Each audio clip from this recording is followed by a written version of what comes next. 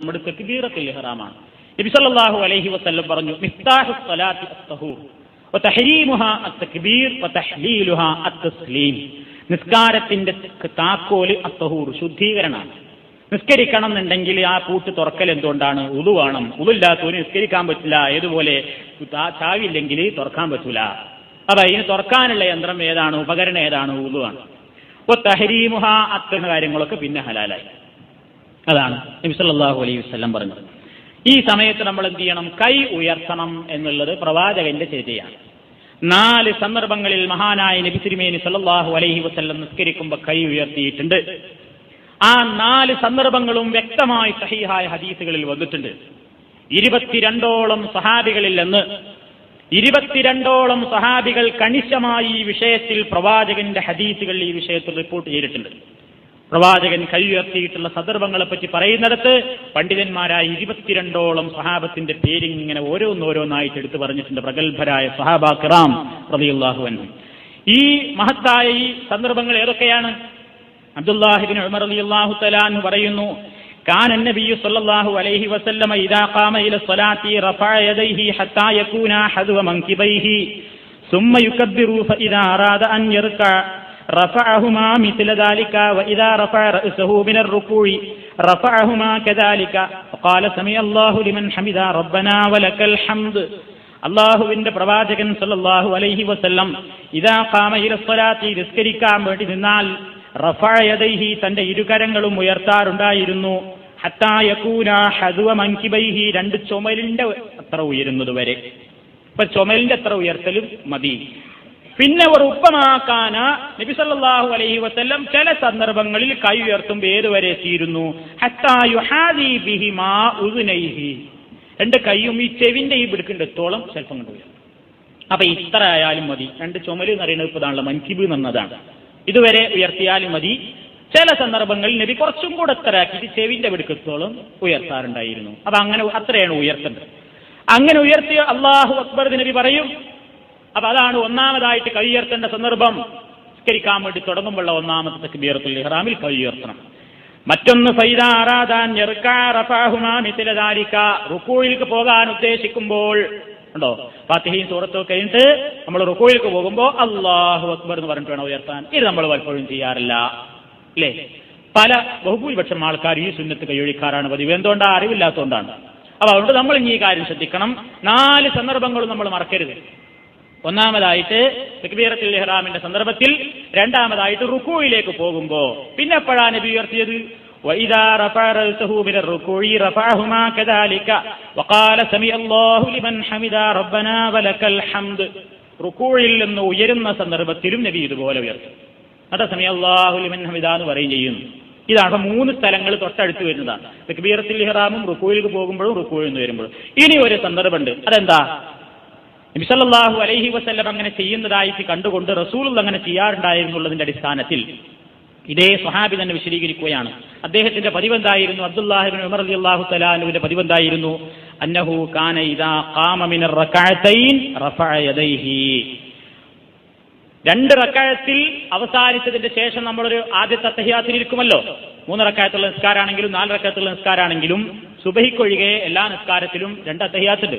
അപ്പൊ ആദ്യത്തെ തഹിയാത്തിൽ ഇരുന്നിട്ട് 3ാമത്തെ റകഅത്തിലേക്ക് ഉയരുമ്പോ ആ നൃത്തത്തിൽ അല്ലാഹു അക്ബർ എന്ന് പറഞ്ഞിട്ട് വേണം കൈകെട്ടാൻ. ഇങ്ങനെ 4 സന്ദർഭങ്ങൾ നബി സല്ലല്ലാഹു അലൈഹി വസല്ലം ഇങ്ങനെ നിർവഹിക്കാറുണ്ട്. എന്ന് നോക്കൂ നിങ്ങൾ. ഇതിലേറ്റവും സങ്കടകരമായൊരു വശമുണ്ട്. ഈ 4 സന്ദർഭങ്ങളിൽ 3 സന്ദർഭങ്ങളെയും ഹനഫി മദ്ഹബിന്റെ അനുയായികൾ നിഷ്കരുണം ഉപേക്ഷിച്ചിരിക്കുകയാണ്. മദ്ഹബ് മനുഷ്യന്റെ തലക്ക് ബാധിച്ചു കഴിഞ്ഞാൽ സംഭവിക്കാവുന്ന ഒരു അസുഖമാണ്.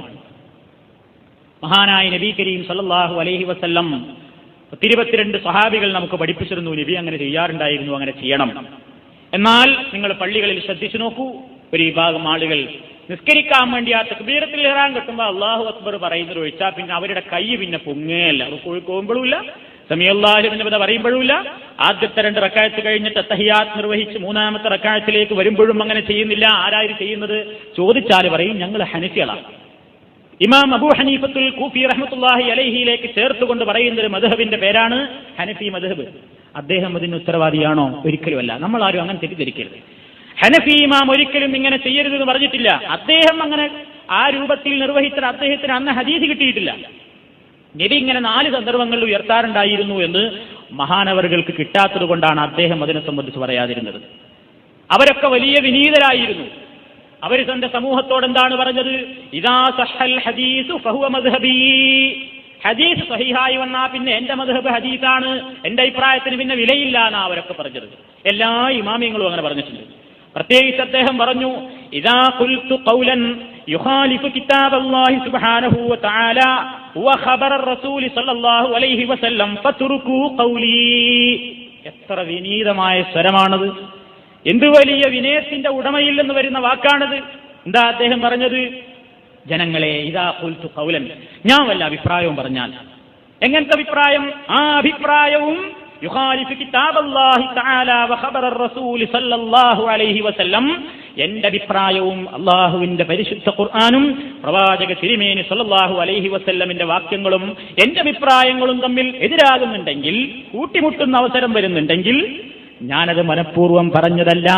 അതുകൊണ്ട് ഫത്റുകൂ ഖൗലി, എന്റെ അഭിപ്രായം നിങ്ങൾ വലിച്ചെറിയണം, എന്റെ അഭിപ്രായത്തിന് പിന്നെ വിലയില്ല കേട്ടോ. അദ്ദേഹം പറഞ്ഞതാ.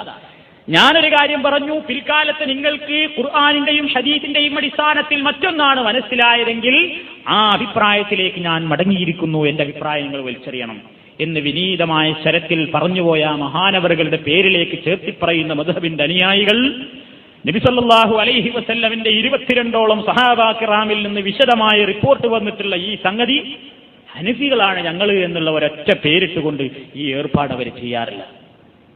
ഇത് മനുഷ്യന്റെ വിശ്വാസത്തെ വരെ ബാധിക്കുന്ന ഒരു പ്രശ്നമാണ്. നമ്മൾ ഗൗരവത്തോടുകൂടെ കാണണം. എന്താ കാരണം? അള്ളാഹുവിന്റെ റസൂൽ ഒരു കാര്യം പറഞ്ഞു എന്ന് വ്യക്തമായിട്ട് സ്ഥിരപ്പെട്ട് കഴിഞ്ഞാൽ പിന്നെ എന്റെ ഇമാം അത് പറഞ്ഞില്ല എന്നൊരൊറ്റ കാരണത്താൽ അതിൽ നിന്ന് മാറി നിൽക്കുമ്പോൾ അതിന്റെ ഗൗരവം കുറച്ച് കൂടുന്നു. അഷ്ഹദു അന്ന മുഹമ്മദർ റസൂലുള്ളാഹ് നമ്മൾ പറയുന്നുണ്ട്. അള്ളാഹുവിന്റെ പ്രവാചകനെ ഇതാ റസൂലായിട്ട് ഞാൻ സാക്ഷ്യം വഹിക്കുന്നു എന്ന് പറയുന്നതിനോട് അത് ചില സമയത്ത് ഏറ്റുമുട്ടും. അത്ര ഗൗരവമൊന്നും ചിലപ്പോൾ ആളുകൾ ഓർത്തിട്ടുണ്ടായിരിക്കില്ല. പലപ്പോഴും അങ്ങനെ വരാൻ സാധ്യതയില്ലേ? ഒരു കാര്യം വ്യക്തമായാൽ പിന്നെ നബി ഒരു കാര്യം ഇങ്ങനെ ചെയ്തു എന്ന് ഉറപ്പായി കഴിഞ്ഞാൽ പിന്നെ അവിടെ ആര് പറഞ്ഞാലും പിന്നെ അവരുടെ വാക്കിന് വിലയില്ല. അപ്പൊ ഹനഫികൾ എന്ന് പറയുന്ന ഈ ഭാഗം ആളുകൾ ഇങ്ങനെ ചെയ്യാറുണ്ട്. എന്ത്? ഈ വിഷയത്തിൽ അവർ ഒന്നാമത്തെ തക്ബീറത്തുൽ ഇഹ്റാമിന്റെ സമയത്ത് മാത്രം കൈകെട്ടും, ബാക്കിയുള്ള 3 അവസരങ്ങളിലും അവർ നിർവഹിക്കാറില്ല. അത് കണ്ട് ആരും വഞ്ചിതരാവേണ്ടതില്ല. കാരണം ബഹുഭൂരിപക്ഷം പലപ്പോഴും പല നാടുകളിൽ നിന്നും വരുന്ന ആളുകൾ, പള്ളികളിൽ കൂടുന്ന ബഹുഭൂരിപക്ഷം ആളുകളും അങ്ങനെ കൈ ഉയർത്തുന്നത് നമ്മൾ കണ്ടുകൊള്ളണമെന്നില്ല. എന്നാൽ ബഹുഭൂരിപക്ഷത്തിന്റെ ആ പ്രവർത്തനം ശരിയാണെന്ന് വിചാരിക്കരുത്. പ്രവാചകന്റെ ഹദീസിൽ ഈ 4 സ്ഥലത്തും വന്നിട്ടുണ്ട്. നമ്മൾ ആ 4 സ്ഥലത്തും ഈ സുന്നത്ത് നടപ്പിലാക്കിക്കൊണ്ട് പ്രവാചകൻ തിരുമേനി നിസ്കരിച്ചതുപോലെ നിസ്കരിക്കുവാനുള്ള ശ്രദ്ധ നമ്മുടെ നമസ്കാരത്തിനുണ്ടായിരിക്കണം എന്നീ അവസരത്തിൽ സാന്ദർഭികമായി ഓർമ്മപ്പെടുത്തുകയാണ്.